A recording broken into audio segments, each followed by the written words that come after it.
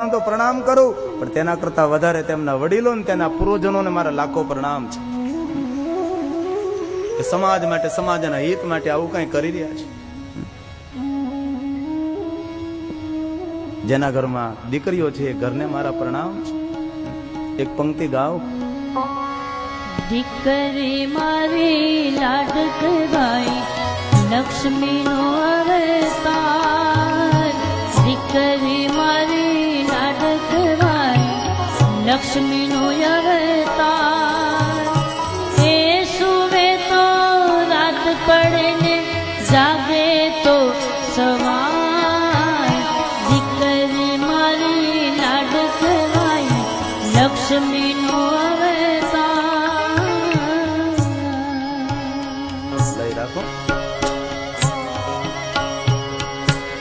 અમારી શિવ કથામાં રોજ માટે તો અમારી લાખો દીકરીઓ કથા સાંભળે, પણ મારી દીકરી કોઈ કથામાં નથી આવી, કારણ કે એ ભણતી હોય છે. અને આજ મારી દીકરી કથામાં આવી છે. અમદાવાદથી મેં બોલાવી, બેટા આવતો ખરી. બાકી તો લાખો દીકરીઓ કથા સાંભળે છે, કથા સાંભળીને માળા પકડે છે.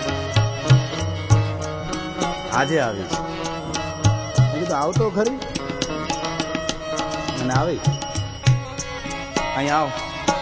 વૈદેહી નામ વૈદેહી છે, એના માનમાં પંક્તિ ગાવ. બાકી તો રોજ કથામાં ગાવ છે. આધુનિક બાપ ધોતીઓ પહેરે, દીકરી પેન્ટ પહેરે.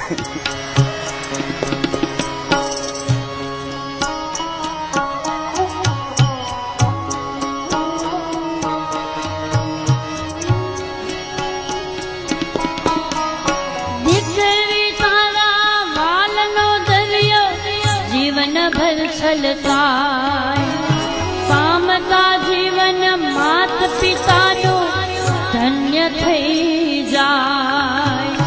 દીકરી તારા વહાલનો દરિયો જીવન ભર છલકાય. પામતા જીવન માત પિતાનું ધન્ય થઈ જાય.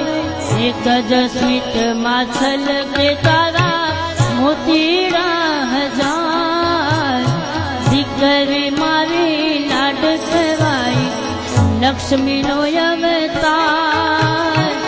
એ સુવે તો રાત પડે ને જાગે તો સવાર. દીકરી મારી લાડકવાઈ લક્ષ્મી નો અવતાર. દીકરી મારી લાડકવાઈ લક્ષ્મી નો અવતાર. એ સુવે તો રાત પડે ને જાગે તો સવાર. દીકરી મારી લાડકવાઈ લક્ષ્મી નો અવતાર. દીકરી મારી લાડકવાઈ.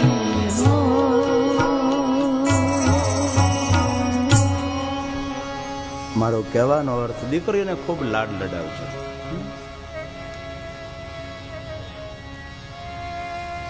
અને દીકરી ક્યાં બાપને વાલી ન હોય. અને એટલું જરૂર યાદ રાખજો વડીલો, બાપને પ્રેમનો અહેસાસ કરાવનારું કોઈ પાત્ર હોય તો એ દીકરી છે. અને જે બાપને દીકરી ન હોય ને એ બાપ અધૂરો કહેવાય છે. એ પૂર્ણ બાપ નથી હોતો. બાપ પૂર્ણ ત્યારે થાય કે બાપને દીકરી હોય. તે દરેક કથામાં કહેતા રહું, દરેક પિતાઓને કે દીકરીઓનો ખૂબ લાડ લડાવજો.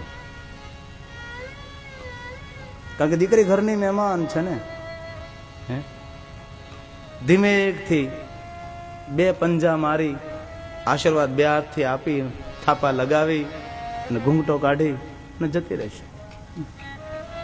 ખૂબ સન્માન કરજો. આ કથા વિપરીત કથા છે કે તે સમયનો સમાજ કેટલો આમ અસ્ત વ્યસ્ત સમાજ હશે. આ સ્વામીની નામની બ્રાહ્મણ કન્યા પોતાના ધર્મ ચૂકી જવાને કારણે આ વિધવા નારી સ્વામીનીને સમાજના માણસો ભેગા થઈને જંગલમાં મૂકી આવે છે.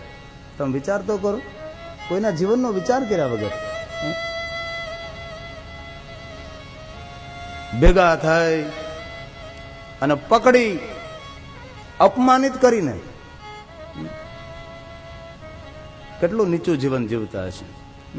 અપમાનિત કરી સ્વામિની નામની વિધવા યુવતીને એકલી ઘનઘોર વનમાં છોડી દે છે.